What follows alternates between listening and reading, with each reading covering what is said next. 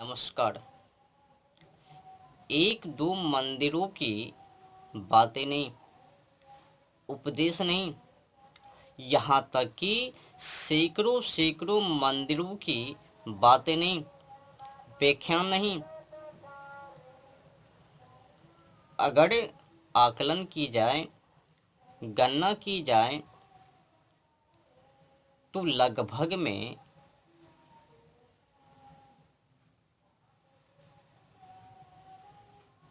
40,000 के आंकड़े में मंदिरों को तोड़कर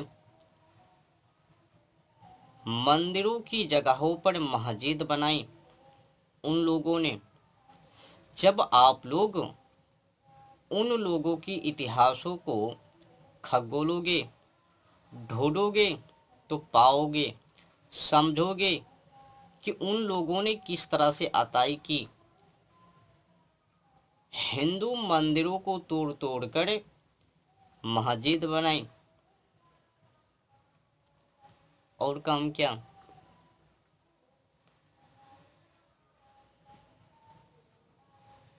उन लोगों की वामपंथी का आगमन अपने देश में पहली बार 700 बार है।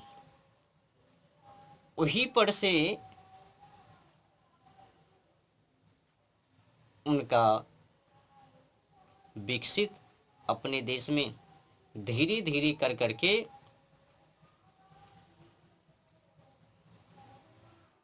कुछ इतिहास हैं, मैं आप लोगों को बता देता हूँ, मज़ा आएगा।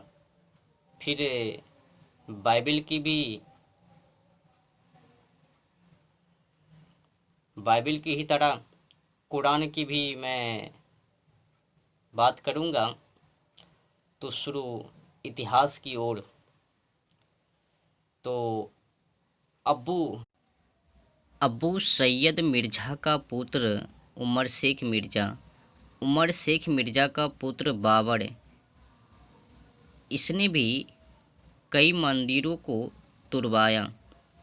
तो बाबर का पुत्र हुमायूं, हुमायूं का पुत्र अकबर, अकबर का पुत्र जहांगीर, जहांगीर का पुत्र शाहजहां, शाहजहां का पुत्र औरंगजेब। तो पता है ना, यही वो अत्याचारी औरंगजेब हैं जिन्होंने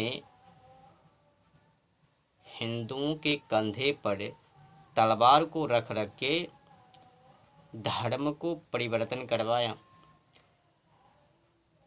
बहुसंख्या हिंदू मुस्लिम बनने के लिए तैयार हुआ। ये औरंगजेब वही हैं जिन्होंने कई मंदिरों को तुड़वाया और मस्जिद बनाई।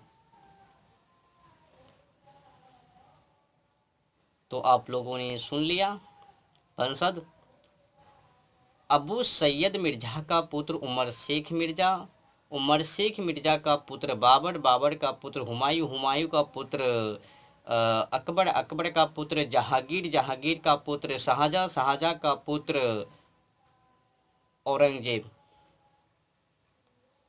तो अब मैं कुरान की ओर बढ़ता हूँ, वो भी सुन लीजिए।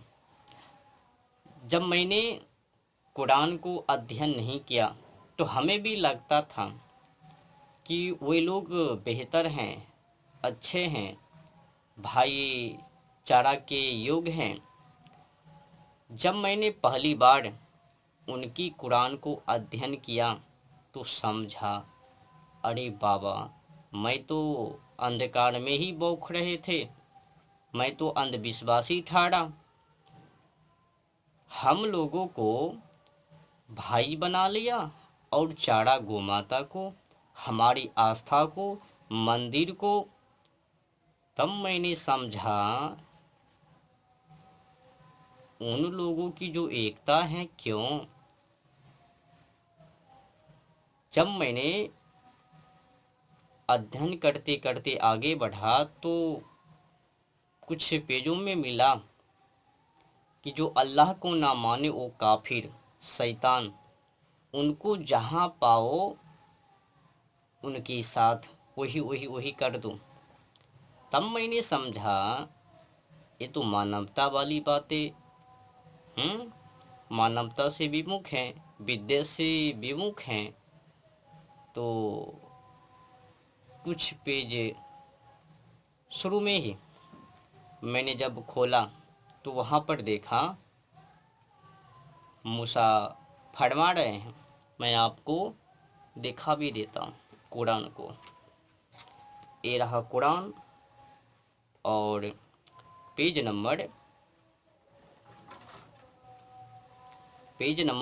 23, सूरह 2 अल बकरा। इसमें क्या कह रहा है? मूसा ने कहा कि मैं अल्लाह की पनाह मांगता हूँ कि मैं ऐसा नादान बनूं। उन्होंने कहा अपने रब से। थोड़ा मैं नीचे की पढ़ ले, ऊपर जाता हूँ। तो जब मूसा ने अपनी कौम से कहा कि अल्लाह तुम्हें हुक्म देता है कि तुम एक गाय ज़बह करो। अब समझ सकते हो, अब जो आदेश कुरान में है कि एक गौ की ज़बह करो, गाय की ज़बह करने का आदेश जब कुरान में है, तो हिंदू और मुस्लिम के बीच अब क्या होगा? मैं तो नहीं बोलूँगा, आप लोग सोच व विचार करके अपनी राय कमेंट में दीजिएगा।